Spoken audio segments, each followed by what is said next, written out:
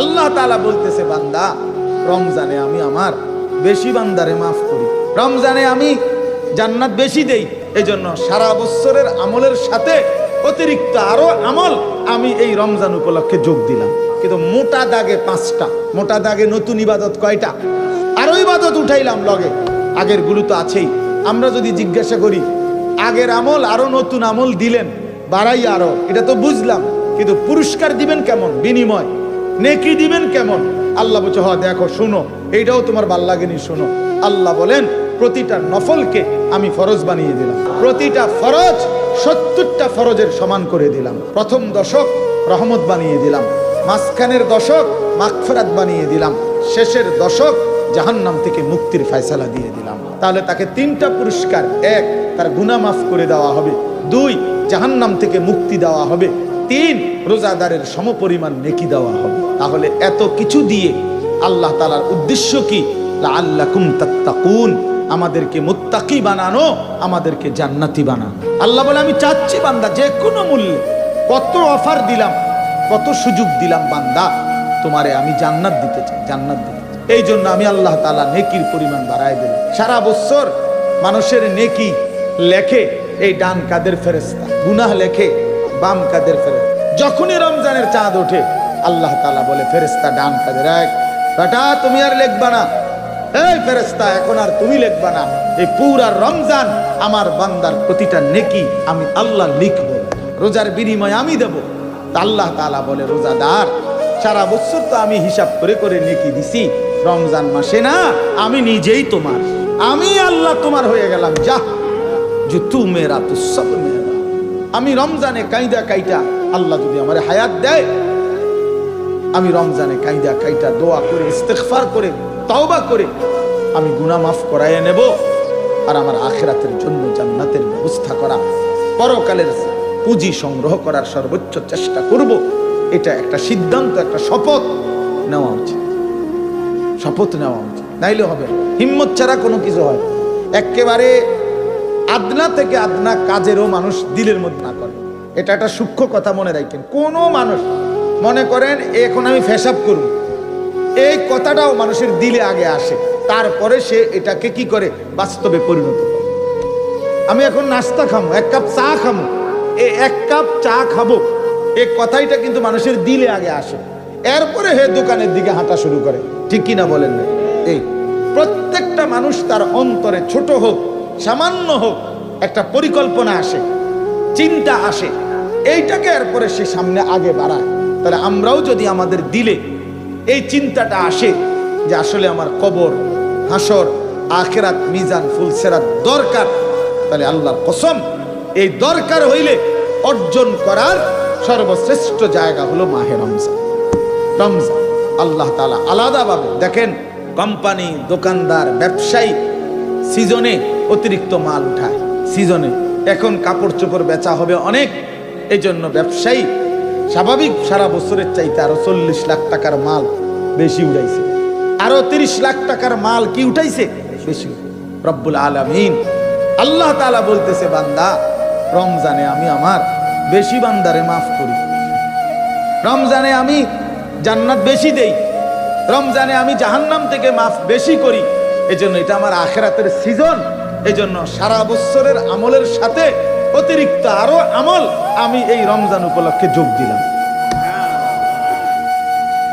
ইফতার এটা ইবাদত, সারা বছর এটা আসিল হুদা বুট মুড়ি, এখন এটা ইবাদত। রমজানে এটা হুদা বুট মুড়ি না, না, ইফতার এটা কি ইবাদত। সাহারি, রাত্রের সেহরি খাওয়া, এটা শুধু বাদগোস্ত না, না, এটা কি ইবাদত। তাসাহহারু ফাইন্না ফিস সাহুরে বারাকা। নবীজি বলছে সেহরি খাও, 1 ডুব পানি হলেও খাও, কেননা সাহরির মধ্যেই বরকত আছে। তাইলে বরকত এটা ইবাদত। তাহলে ইফতার অতিরিক্ত দিলাম ইবাদত, সাহরি অতিরিক্ত ইবাদত, 20 রাকাত পূর্ণ তারাবি অতিরিক্ত ইবাদত। ঠিক কিনা বলেন? রমজান শেষ দশকে শেষ 10 দিনের এতেকাফ অতিরিক্ত ইবাদত, শবে কদরের তালাশ শেষ বেজর রাত্রিগুলোতে অতিরিক্ত ইবাদত। তাহলে কম্প আরো তো আছে, কিন্তু মোটা দাগে 5টা। মোটা দাগে নতুন ইবাদত কয়টা? ইফতার, সাহরি, তারাবি, এরপরে এতেকাফ, এরপরে শবে কদর। শবে কদরে আল্লাহ বলছেন আমি আরো অতিরিক্ত মাল উঠাইলাম। রমজান উপলক্ষে আরো অতিরিক্ত কি উঠাইলাম? আরো মাল উঠাইলাম, আরো ইবাদত উঠাইলাম লগে। আগের গুলো তো আছেই, আগের গুলো তো আছেই, যে সমস্ত গুনাহ বর্জন করা, এটা আগের হুকুম। হ্যাঁ, 5 ওয়াক্ত নামাজ পড়া, এ তো আগের হুকুম। যাকাত দেওয়া, এ তো সারা বছরের হুকুম। এটা তো আছেই, আরো অতিরিক্ত ইবাদত সুযোগ দিলাম। এরপরে আল্লাহ তাআলা বলেন, আমরা যদি জিজ্ঞাসা করি আগের আমল আরো নতুন আমল দিলেন, বাড়াই আরো, এটা তো বুঝলাম, কিন্তু পুরস্কার দিবেন কেমন? বিনিময় নেকি দিবেন কেমন? আল্লাহ বলছে হ দেখো, শুনো, এইটাও তোমার ভাল লাগেনি, শোনো। আল্লাহ বলেন প্রতিটা নফলকে আমি ফরজ বানিয়ে দিলাম। প্রতিটা ফরজ 70টা ফরজের সমান করে দিলাম। 70টা ফরজে প্রথম দশক রহমত বানিয়ে দিলাম, মাঝখানের দশক মাগফিরাত বানিয়ে দিলাম, শেষের দশক জাহান্নাম থেকে মুক্তির ফয়সালা দিয়ে দিলাম। হ্যাঁ, এরপরে আল্লাহর নবী সাল্লাল্লাহু আলাইহি ওয়াসাল্লাম বলেন, মান ফাত্তারা ফীহি সাইমান কানা লাহু মাগফিরাতান লিযুনুবিহি ওয়া ইতকা রাকাবাতিহি মিনান নার ওয়া কানা লাহু মিসলু আজরিহি। নবীজি বলেন, কেউ যদি একজন রোজাদারকে সামান্য একটু ইফতারও করায়, তাহলে তাকে 3টা পুরস্কার। 1, তার গুনাহ মাফ করে দেওয়া হবে। 2, জাহান্নাম থেকে মুক্তি দেওয়া হবে। 3, রোজাদারের সমপরিমাণ নেকি দেওয়া হবে। সমপরিমাণ নেকি দেওয়া হবে।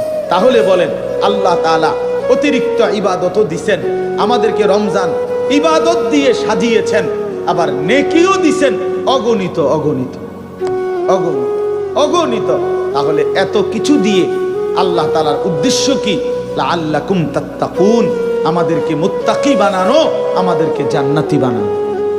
আল্লাহ বলে আমি চাচ্ছি বান্দা যে কোনো মূল্যে, কত অফার দিলাম, কত সুযোগ দিলাম, বান্দা তোমারে আমি জান্নাত দিতে চাই, জান্নাত দিতে চাই, জান্নাত দিতে চাই, জান্নাত দিতে চাই। এই জন্য আমি আল্লাহ তাআলা নেকির পরিমাণ বাড়ায় দিলাম। 1টা মাস কদর করো, গুনাহ ছেড়ে দাও, আমি আল্লাহ তোমার নেকির পরিমাণ বাড়িয়ে দেব। প্রত্যেকটা কদম কদম নেকি দান করো। দেখেন সারা বছর মানুষের নেকি লেখে এই ডান কাদের ফেরেশতা, গুনাহ লেখে বাম কাদের ফেরেশতা। যখনই রমজানের চাঁদ ওঠে আল্লাহ তাআলা বলে ফেরেশতা ডান কাদের, এক বন্ধ, তুমি বলো বেটা তুমি আর লিখবা না, এই ফেরেশতা এখন আর তুমি লিখবা না, এই পুরা রমজান আমার বান্দার প্রতিটা নেকি আমি আল্লাহ লিখব। আনা আজিজি বিহি, আনা আজিজি, আমি দেব বেটা, আমি দেব, আমি দেব। রোজার বিনিময় আমি দেব, আমার বান্দার রমজানের বিনিময় আমি দেব, এগুলো আমি লিখব। আর আরেক হাদিস হলো আনা উজজা বিহি, আনা উজজা বিহি। অর্থ কি? অর্থ হইল বাগিনারে নিয়া মামা, মনে করেন মামার খেতে 10 জন মানুষ কাজ করছে, তো সন্ধ্যাবেলায় বাগিনারে হাতে ধইরা মামা ওই 10 জনেরে মজুরি দিতে আছে 500 টাকা করে। তো সবাই 500 টাকা করে দিয়ে বিদায় করে দিছে। এখন বাগিনার মনটা খারাপ, তো মামা বলতেছে কি ব্যাপার ভাগিনা, মনটা খারাপ কা? হ্যাঁ, দেখছি তো। কি দেখছেন? কি দেখছো ভাগিনা? কেমনে তো আমার একে আঞ্জা দিয়া ধরেন, মহব্বত করেন, আদর করেন, খুব বলে ভালোবাসেন, টেহারি তো সব হেগরেই দিলেন, আমারে তো 5টা টাকাও দিলেন না। এই তখন মামা জড়ায় ধরে বলে, আহা ভাগিনা তুমি বুঝলা না, ওরা তো 500 করে নিয়ে গেছে গা, আমি পুরা মামাটাই তো তোমার, আমি পুরাটাই তো কি তোমার। আল্লাহ তাআলা বলে রোজাদার সারা বছর তো আমি হিসাব করে করে নেকি দিছি, রমজান মাসে না আমি নিজেই তোমার। আনা উজজা বিহি, আমি আল্লাহ তোমার হয়ে গেলাম। যা যে তু মেরা তো সব মেরা, ফলক মেরা, জমিন মেরা। যখন আল্লাহ আমার তো সবই আমার, আসমানও আমার, জমিনও আমার। তো আল্লাহ তাআলা এইভাবে বিনিময় দেয়। তো এই জন্য বললাম আমরা মাহে রমজান সামনে, আপনাদের কাছে আমার বিনীত অনুরোধ, প্রিয় নওজোয়ান তোমাদের কাছে অনুরোধ, একটা ছেলে, আমি জানি বাবা সবাই সমান তালে বোঝে না, সবাই সমান তালে পাত্তা দেয় না, সবাই সমান তালে পাত্তা দিবেও না।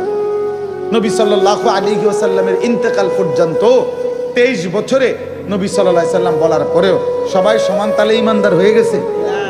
তো এটা কোনো অসুবিধা নেই, সবাই শুনবে, এটা আমরাও জানি শুনবে না, কিন্তু কেউ না কেউ শুনে, কারো না কারো দিলে লাগে।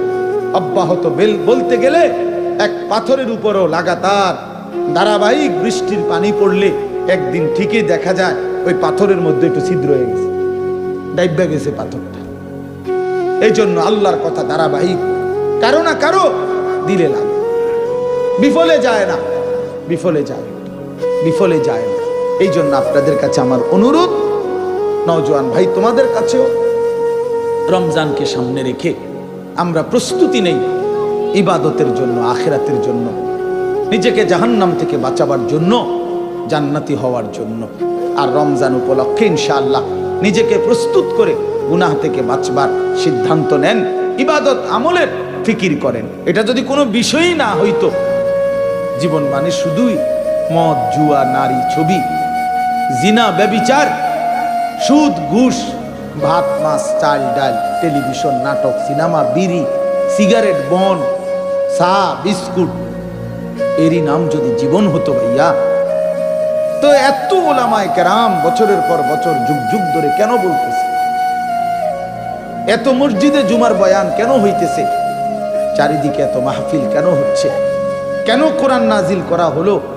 কেন আমাদের নবী সাল্লাল্লাহু আলাইহি ওয়াসাল্লাম 23 বছর পৃথিবীতে দ্বীনের মেহনত করলেন, দুয়ারে দুয়ারে ঘুরলেন, মানুষের দ্বারে দ্বারে ঘুরলেন, সর্বত্র মানুষকে কালেমার ফেরি করলেন, আখিরাতকে ডাক দিলেন, আল্লাহর দিকে দাওয়াত দিলেন। কবি আরশ পর, কবি ফরশ পর, কবি উনকে দর, কবি দর বদর, গমে আশিকি তেরা শুকরিয়া, मैं कहां कहां से गुजर गया।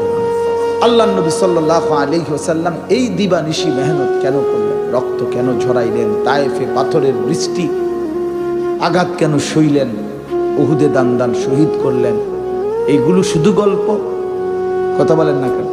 তায়েফের রক্ত শুধু গল্প? এটা এক দেশে এক রাজা ছিল, রাজার একটা ছেলে ছিল, ছেলের একটা ঘোড়া ছিল। ঘোড়াত করে একদিন সে বেড়াইতে বের হইল, বেড়াইতে গিয়ে এক জঙ্গলে ঢুকে গেল। জঙ্গলে ঢুকার পরে একটা সুন্দর বিল্ডিং দেখলো। বিল্ডিং এর ভিতরে গিয়া দেখলো এক রাজকুমারী ঘুমায় রয়েছে। পরে রাজকুমারীকে জাগাইলো, উঠো। তারপরে বলল, আমি তোমাকে বিয়ে করতে চাই। রাজকুমারী বলল, এভাবে তো পারবা না, আমাকে এখানে বন্দি করে রাখছে এক রাক্ষস। ওই রাক্ষসের রুহুটা ওই পাশে যে কুয়াটা আছে, এটার তলে একটা ডুব দিয়া, এক ডুবে এক নিঃশ্বাসে একটা কৌটা আছে, এটার ভিতরের থেকে একটা ভ্রমর আছে, ভ্রমরটার ভিতরে একটা টিপ দিয়ে তুমি যদি মাইরে লাইতে পারো, রাক্ষসের জানটা মরে যাবে। এরপরে আমার বিয়ে করতে হবে, বাইর নিতে হবে। বাহ, শুনছেন না? গল্প পড়েন নাই হোসেন ভাইরা ছোটবেলা? এইবার রাজকুমারী শীতের মধ্যে দিছে ডুব, দিয়ে এক ডুবে পানির তলে গেছে, গিয়া কৌটাটা বাহির করছে, মুখাটা খুলছে, এরপরে ভ্রমরটা বাহির করে টিপ দিয়ে এটা মাইরা ফেলছে। এরপরে রাক্ষস মরে গেছে। এরপরে রাজকুমারীকে নিয়ে ঘোড়ার পিঠে করে বাইতাইয়া এখন সুখে শান্তিতে বসবাস করতেছে। খালাস। হ্যাঁ, এই তো ডালিম কুমারের গল্প। আমি ছোটবেলায় প্রাইমারি স্কুলে পড়ছি। ছোটবেলায় আমাদের প্রাইমারি স্কুলের বইয়ে ছিল এটা, ডালিম কুমারের গল্প। একেবারে 3-4 মধ্যে খুব সম্ভব পড়ছি। তাইলে এই জন্য বললাম, আল্লাহ নবী সাল্লাল্লাহু আলাইহি ওয়াসাল্লামের 23 বছরের জিন্দেগি, এই গল্প, এগুলো কোরআন এক গল্পের বই। তবে কি মনে করছে? এ তো আমাদের জিন্দেগি শেখাবার জন্য। প্রিয় নওজোয়ান, আমি শক্ত কথা বলছি, একদিন তোমার এই শক্ত কথা বলারও কেউ নাই। নওজোয়ান, তোমাদের হালাত হলো এই পরিমাণ অভিশপ্ত হয়েছ যে বাবাই কোনোদিন তোমার 24 ঘন্টার নাফরমানির পরেও তোমার বাপে কোনোদিন তোমারে ফেরাইতে কদ্দুর কাঁদে না, মা কাঁদে না, এলাকার কেউ তোমরে নিয়ে কাঁদে না। দিন রাত নারী, ছবি, অশ্লীল দৃশ্য, মোবাইল, নাচ গান, একটা সেজদা দাও না, এক ওয়াক্ত নামাজ পড়ো না। আহারে বাবা, কেউ ডাকে না তোমারে, কেউ ফিরাইতেও চায় না। যাহারে এই লোকটা তো পচে যাইতেছে, ছেলেটা এ তো জাহান্নামের আগুনে ধাউ ধাউ করে জ্বলতেছে, আহারে তারে কে বাঁচাবে? এত বড় লানত করছে তার উপরে, খোদার লানত। কেউ তারে ডাকে না। কই মা, কই বাবা, কই আপনজনরা, আপনজনরা কোথায়? কেউ নাই তার জন্য। ছেলে পেলেদের দিকে দেখেন, এটা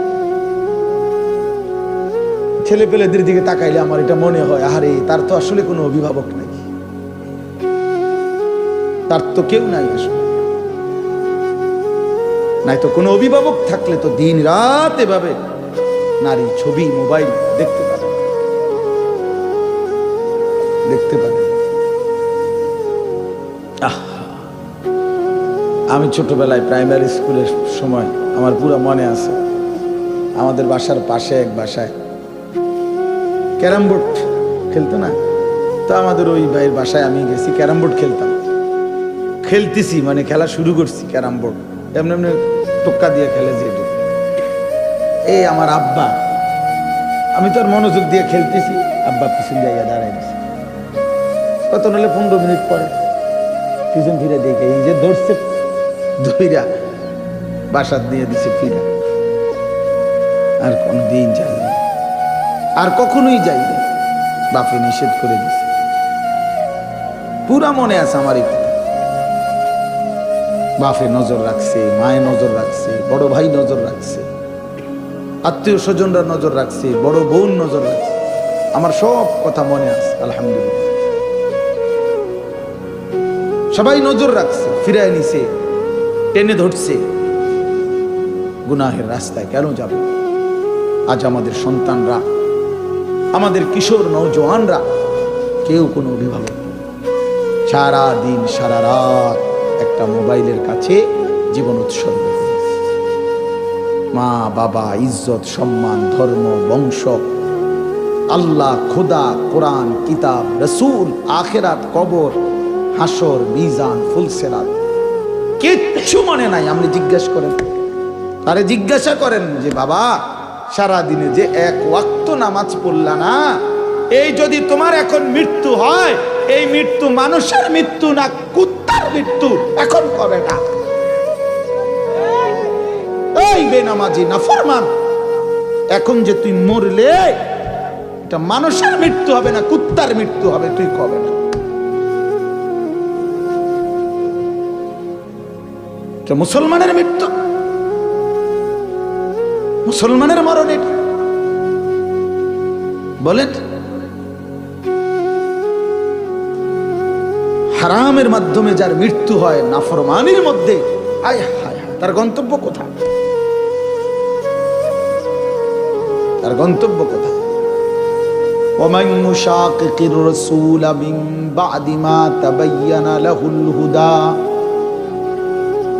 ويتبع غير سبيل المؤمنين نوله ما تولى ونصله جهنم وساءت مصيرا। আল্লাহ বলে, শুনে নাও বান্দা, 23 বছরে আমি আমার রাসূলের মাধ্যমে সব কিছু হেদায়েতের রাস্তা, কল্যাণের রাস্তা সুস্পষ্ট করে পুরা বলে দেওয়ার পরেও জীবনভর আমার রাসূলের বিরুদ্ধাচরণ যে করবে এবং আমার ইমানদার মুমিন বান্দাগণ যেই পথে চলে, এই পথের উল্টো পথে যে চলবে, আমি আল্লাহ বলে দিলাম নুয়াল্লিহি মা তাওয়াল্লা। রাসূলের বিরোধিতা আর ইমানদার নেককার মুমিনদের বিরোধিতার কারণে আমি তাকে উল্টো পথেই চালাইতে থাকবো, গুনাহ আর নাফরমানির পথে। এবং এই গুনাহ আর নাফরমানির পথে চলতে চলতে অনুসলিহি জাহান্নাম, একদিন সত্যি সত্যি তাকে ধাক্কা দিয়ে জাহান্নামে ফেলে দেব। এই পথ তোমার এই যুবক একদিন জাহান্নামে ফেলে দেবে। এই লাগাতার বেনামাজি জিন্দেগি একদিন তোমার ফেরেশতা লাথি দিয়া জাহান্নামে ফেলে দিবে। বেপর্দা নারীকে বইলো, বেহায়া নারী বেপর্দা নারীরে বইলো, বোন তোমার এই বেপর্দা জিন্দেগি চলতে চলতে একদিন ফেরেশতা একটা লাথি দিয়া জাহান্নামে ফেলে দিবে। একটা লাথি, একটা লাথি দিয়া জাহান্নামে ফেলে দিবে। কারে দেখাইছো রূপ, কারে দেখাইছো যৌবন, নিজের শরীর কারে দেখাইছো? তোমার বাপের দেওয়া শরীর? তোমার যৌবন তোমার আব্বাই দিছে, না রাস্তার ওই নর্ত অপদার্থ বখাটে পুরুষরা দিছে? রাস্তার বেড়ইত্রে দেখানোর জন্য আল্লাহ শরীর দিছিল, স্বাস্থ্য দিছিল, যৌবন দিয়েছিল? বলে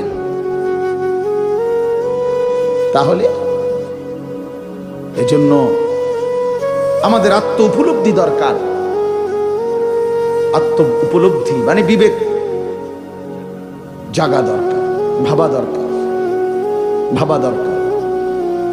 এই জন্য আমি কথা শুরু করছিলাম, এই কথা বল যে যারা গাফেল, যাদের জিন্দিগি ভাত মাছ চাল ডাল তেল সাবান, যাদের জীবন পেশাব পায়খানা, খানা খাদ্য ঘুম, যৌন চাহিদা, যৌবনের চাহিদা পূরণ, খালাস, এটুকুই যাদের জীবন, তাদের আবার রমজান কি আর শাওয়াল কি?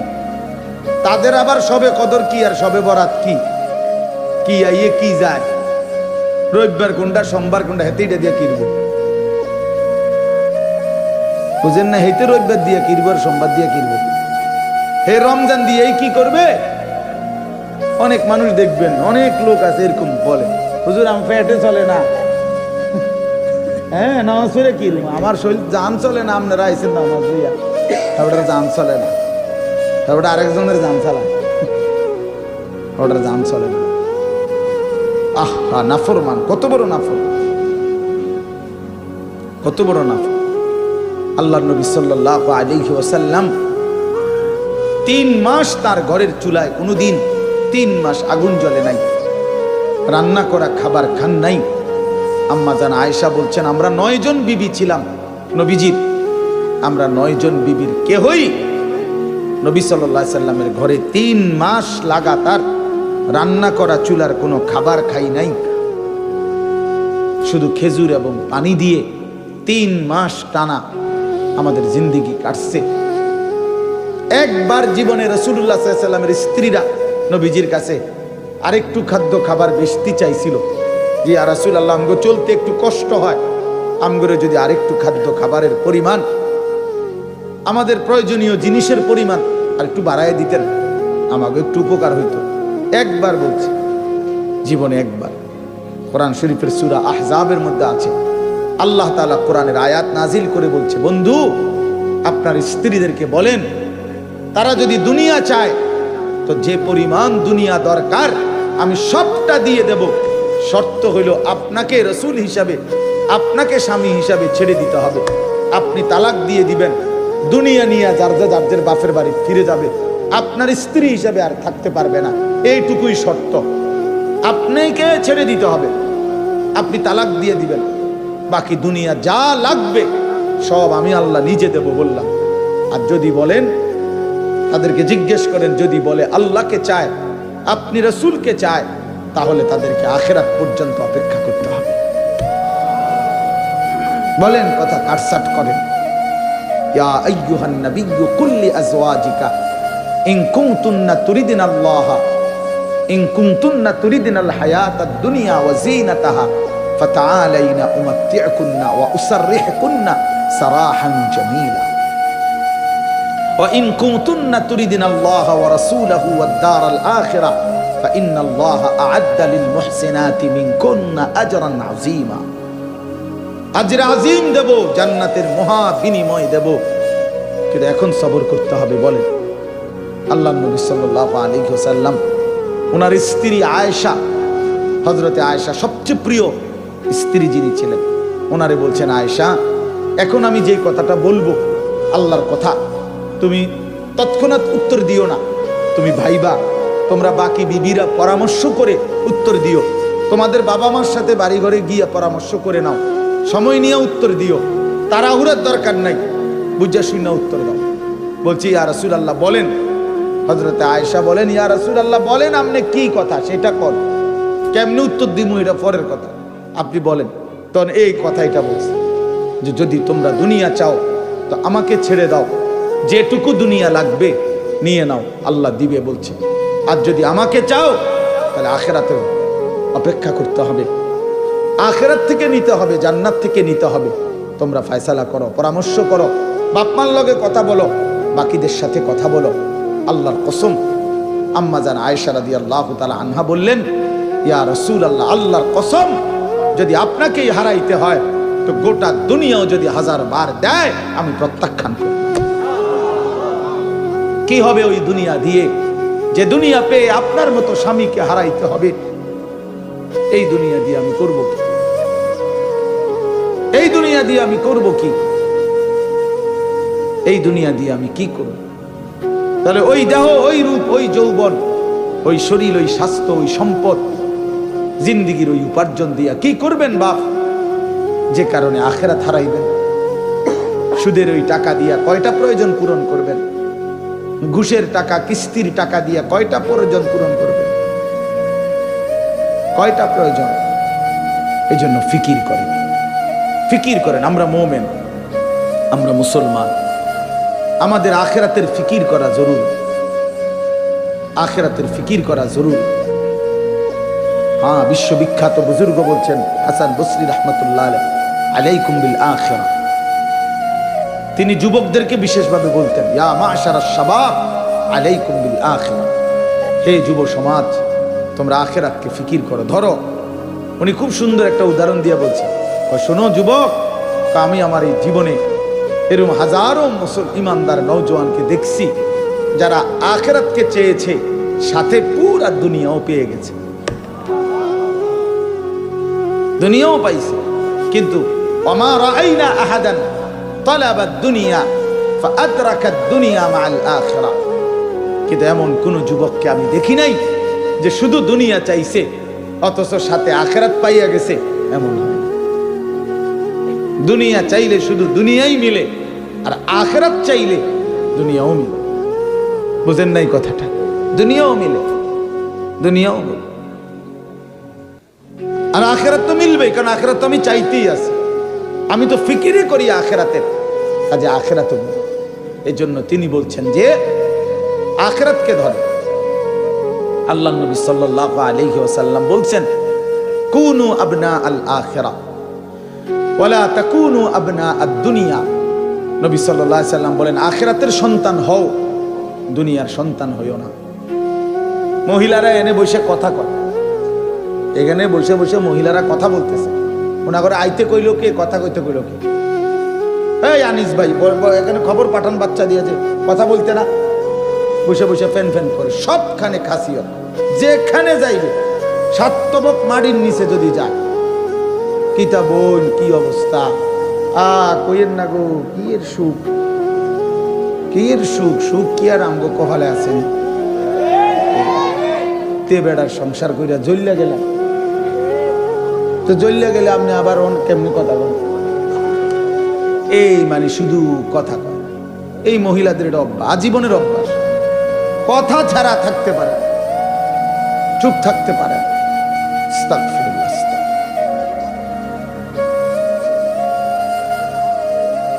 জি বাবা, তো আমার বলার উদ্দেশ্য, আমার মূল মাকসাদে কথা বুঝানো। আল্লাহ নবী সাল্লাল্লাহু আলাইহি ওয়াসাল্লাম বলেন, তোমরা আখিরাতের সন্তান হও, দুনিয়ার সন্তান হইও না। ফাইন্নাল ইয়াওমা আমালুন ওয়ালা হিসাব। কেননা দুনিয়া হলো আমলের জায়গা, হিসাবের জায়গা না। ওয়া গাদান হিসাবুন ওয়ালা আমাল। আর আখিরাত হলো হিসাবের জায়গা, আমলের জায়গা না। অর্থাৎ দুনিয়া মেহনত করো, আখিরাতে ফলাফল পাইবা। দুনিয়া যদি বরবাদ করে দাও, আখিরাতে সময় থাকবে কিন্তু আমলের সুযোগ দেওয়া হবে। সর্বশেষ যেই ব্যক্তিটা কবরে যাবে, হতে পারে তাকেও অপেক্ষা করতে হবে কবরে 40,000 বছর। কিন্তু প্রশ্ন হইল, বাপ, অপেক্ষা তো করবে কবরে, কিন্তু আমলের তো সুযোগ হবে। কথা বলেন না? নবী সাল্লাল্লাহু আলাইহি সাল্লামের জামানায় যারা ইন্তেকাল করছে, তো আজকে তো প্রায় 1,500 বছর হয়ে গেছে, তারা তো ইচ্ছা করলে কবরে নামাজ পড়তে পারতো, কিন্তু পারতেছে? তাই নূহ আলাইহিস সালামের জামানায় যারা মারা গেছে, তারা আজকে কবরে পড়ে আছে কত হাজার বছর। ইব্রাহিম আলাইহিস সালামের যুগে যারা মারা গেছে, তারা আজকে কত হাজার বছর কবরে পড়ে আছে। বন্ধু, তো পৃথিবীতে ছিল কতক্ষণ, কবরে আছে কতক্ষণ? আখিরাত বাদ দেন না, আপনি রাখেন হেরা থন না, হাসরের ময়দান বাদ দেন, আগে শুধু কবরে আর দুনিয়ার হায়াতটা মিলা। আবু জেহেল মাটির উপরে ছিল কতক্ষণ, মাটির নিচে আছে কতক্ষণ? কন, ইনসাফ করে কন। আবু জেহেল মাটির উপরে পৃথিবীতে যখন বেঁচে ছিল কত 200 বছর, তো মাটিতে তো ছিল উপরে 60-70 বছর, কিন্তু কবরে তো আমাদের চোখের সামনেই এখন হিসাবে 1400-1450 বছরের উপরে। 1500 বছর তো কবরেই পড়ে আছে বেটা, আরো কতদিন পড়ে থাকতে হবে। এরপরে হাসরের মাঠের একদিন 50,000 বছর, এরপরে ফুলসেরা 30,000 বছরের রাস্তা, তো সেটা তো রয়েছেই, সেগুলো তো রয়েছে। বলেন, আমরা প্রত্যেকেই বলেন, আমার দাদা, আপনার দাদা, অথবা আপনার দাদার দাদা, উনি মাটির উপরে ছিল কতদিন আর মাটির নিচে পড়ে আছে কতদিন, বলে বুঝলেন নাই? আমার দাদার দাদা মনে করেন দুনিয়াতে বাঁচছে 60 বছর, তাহলে আমার দাদার দাদা থেকে আমি পর্যন্ত পার হয়ে গেছে মনে করেন 150 বছর, কথার কথায় 200 বছর, তাহলে কবরে পড়ে আছে কয় বছর? তো তাইলে উনি মাটিতে ছিল, দুনিয়া ভোগ করলাম কি আমরা? কেন আমরা ভুল করব বাপ? বলো ছেলেরা, বাবা তোমরাও বলো, বাবা কেন নষ্ট হয়ে গেল? তোমরা যারা নামাজ পড়ো না, তোমরা যারা সারাক্ষণ নারী ছবি নিয়ে ব্যস্ত থাকো, বাবা এমন চরিত্রহীন কেন হইলাম? কেন মুসলমানের ঘরে জন্ম নিয়ে মায়ের দুধের কথা ভুলে গেলা, মায়ের গর্ভের কথা ভুলে গেলা? 9 মাস মায়ের পবিত্র, মায়ের গর্ভে ধারণের এই কষ্ট এভাবে ভুলে গেলা? এক মা তার সন্তানকে 2 বছর দুধ পান করাইছেন এই আশায় যে ছেলেটা বড় হলে সারাক্ষণ মোবাইল টিপবে আর নারী ছবি দেখবে, এই আশায় মা দুধ খাওয়াইছে। ইনসাফ কি বলে? ইনসাফ কি? ছোটবেলায় একটা মা, কল্পনা করেন তো, ছোটবেলায় একটা মা বাবা বাচ্চাটাকে কত হাজার চুমা দিছে, কত লক্ষবার চুমা দিছে, কত লক্ষবার জড়ায় ধরছে, কত আদর করছে, কত দোয়া করছে, আল্লাহ তোরে বড় মানুষ বানাক, আল্লাহ তোরে বড় বানাক, আল্লাহ তোরে সুখে রাখুক, আল্লাহ তোকে ভালো রাখুক, দোয়া করছে না? তো এই মায়ের এই দোয়ার মাকসাদ এই মাকসাদ বলে ইনসাফ বলে। এই জন্য ভাইয়া এটা আমাদের ভাবা উচিত। রাসূলুল্লাহ সাল্লাল্লাহু আলাইহি সাল্লামের একজন সাহাবী 16 বছর বয়সী, ওনাকে কাফেররা বন্দি করে সারা দেহ টুকরা টুকরা করে কাইটা ফেলছিল। হাবিব ইবনে যায়েদ রাদিয়াল্লাহু তাআলা একটা একটা অঙ্গ ওনার আলাদা আলাদা কাইটা টুকরা টুকরা করে একেবারে পিস পিস বানাইয়া ছুঁড়ে ফেলে দিছে, শহীদ করছে। ওনার আম্মা মদিনায় ছিলেন, উনিও সাহাবী ছিলেন, উম্মে আম্মারা। এই ওনার আম্মার কাছে মদিনায় এই খবর আসছে যে মা তোর সন্তানকে বেঈমানরা শহীদ করে ফেলছে, কিন্তু বড় নির্মম ভাবে বাঁচছে, কাইটা কাইটা টুকরা টুকরা করে পিস পিস করে ফেলছে, ফেলে দিছে। জানাজাও হয় না, দাফনও হয় না। আমরা কিতাবে পড়ছি তখন ওই মা চিৎকার করে বলছে লিহাযাল ইয়াউমি আরদাতুহু, মদিনাবাসী আল্লাহর কসম এমন দিনের জন্যই আমি আমার সন্তানকে বুকের দুধ খাওয়াইছি। আমার সন্তান আল্লাহর জন্য জীবন দিবে, আমার সন্তান রাসূলের জন্য জীবন দিবে, জান দিবে, শহীদ হবে, এমন আশা নিয়েই তো বুকের দুধ খাওয়াইছিলাম। আমার সন্তান আমার দুধের হক আদায় করছে, আমার গর্ভের হক আদায় করছে। তাহলে এক মা তার বাচ্চাকে দুধ পান করাইছেন, এই জন্য এক আল্লাহ তাআলা মালিক আমাদের এত কিছু দিয়ে আমাদেরকে লালন পালন করছেন 24 ঘন্টা সেই মালিকের নাফরমানি করার জন্য। আপনাকে এই কোম্পানিতে চাকরি দেওয়া হয়েছে 24 ঘন্টা এই কোম্পানির বিরুদ্ধাচরণ করার জন্য। এই জন্য আল্লাহ তাআলা এই গোটা জমিন ও আসমান দিয়ে আমাদেরকে 24 ঘন্টা লালন পালন করছেন, বিনিময়ে 24 ঘন্টা আল্লাহর নাফরমানি করার জন্য। চলেন এবার আমার কথার সমাপ্তি। মূল বক্তব্য হলো, আমি প্রতিদিন এই কথার ফিকির চাই যে আমরা যদি এটা বুঝি, এই আমরা যে কয়জন এখন শুনলাম, আমাদের কারো দিলের মধ্যে যদি কথা আসে যে আমরা মুসলমান, আমরা মুমিন, আমাদের আসলে আখিরাত মেইন বিষয়, আমাদের প্রস্তুতি হলো আখিরাত, আমাদের প্রস্তুতি হলো কবর, হাসর, মিজান, ফুলসিরাত। বাস্তব কথা বাপ, হৃদয় দিয়ে এটা অনুভব করেন আমাদের প্রস্তুতি হওয়ার কথা আখেরাতের। আর সেই প্রস্তুতির জন্য, আখেরাতের জন্য, পরকালের জন্য, মৃত্যু পরবর্তী জিন্দেগীর জন্য সর্বশ্রেষ্ঠ সিজন, মৌসুম মাহে রমজান। মাহে রমজান